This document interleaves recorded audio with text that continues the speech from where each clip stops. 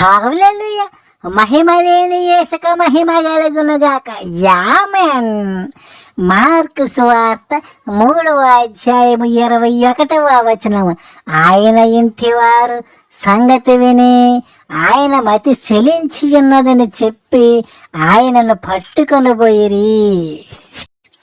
వివరణ: యేసు పిచ్చివాడని చెప్పి ఆయన ఇంటి వారు యేసు తల్లి అయిన మేరీ మరియు కుటుంబ సభ్యులు పట్టుకోవడానికి ప్రయత్నం చేశారు. యేసు పరిశుద్ధాత్మ వలన పుడితే యేసు పిచ్చివాడి అని వాళ్ళ కుటుంబ సభ్యులు ఎందుకు అన్నారు? పాపం యేసు మానసిక బాధతో బాధపడుతున్న ఈ యేసు తండ్రి ఎవరో తెలియక అనేక వేదన చెందుతున్న ఈ యేసుని దేవుడు చేసి ఈ పాస్టర్లు దోసుకుంటున్న యేసు ప్రభు మనశ్శాంతి కోసం మనం ప్రార్థన చేద్దాం.